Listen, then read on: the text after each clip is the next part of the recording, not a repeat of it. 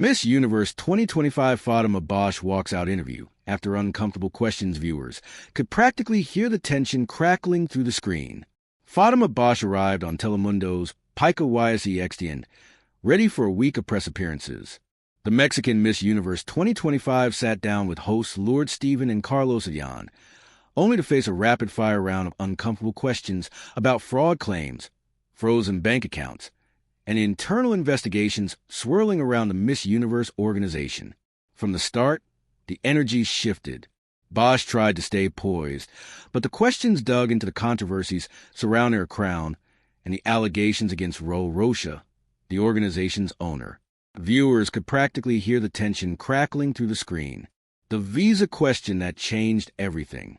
Carlos Adyan delivered a question that tipped the interview from edgy to explosive. He referenced past discussions about visa issues faced by several contestants.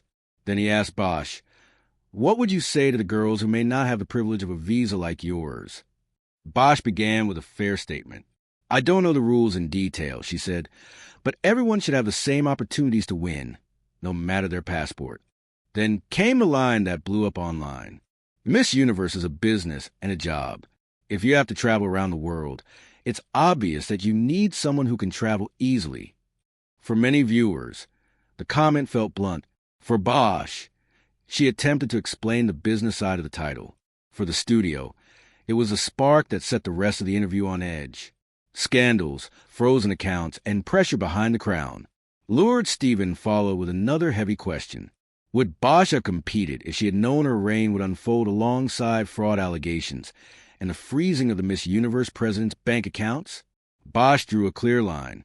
"Miss Universe is a dream. I have nothing to do with those topics," she said. "My job is to be a voice for women.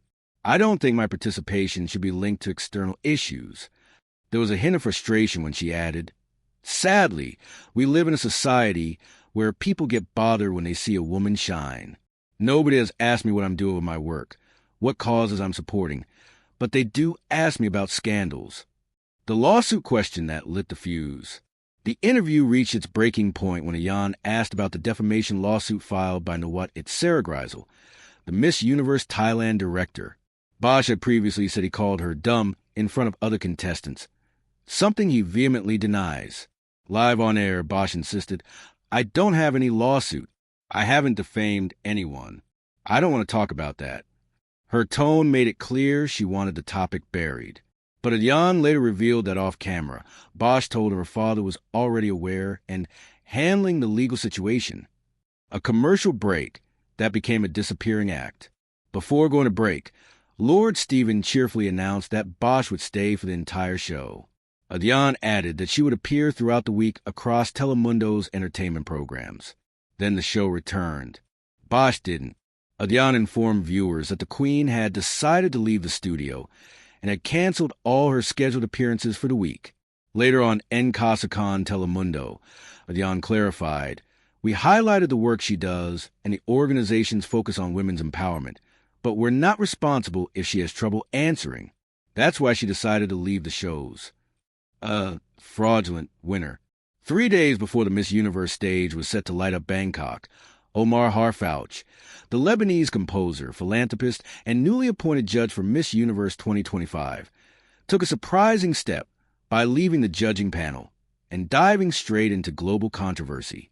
What began as a curious observation about an unfamiliar selection process quickly escalated into one of the most significant allegations in modern pageant history. Harfouch first expressed his confusion and concern in a social media message, stating that he had learned an impromptu jury reportedly gathering to select 30 semifinalists from a pool of 120 contestants.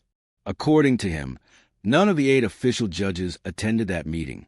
Harfouch claimed the results of that selection were not revealed to the official panel. Harfouch alleged that this unofficial group included individuals with potential conflicts of interest.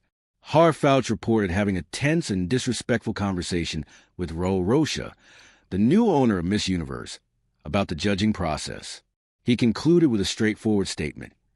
He refused to participate in what he described as a charade. Additionally, he mentioned that he would not perform the music he composed for the event. On November 18th, MUO publicly pushed back. saying Harfouch's assertions were incorrect. With all the noise swirling outside, the show inside continued. Miss Mexico Fátima Bosch took the crown on November 20th. She was welcomed into the Miss Universe family by Miss Denmark Victoria Kjær Thielvig,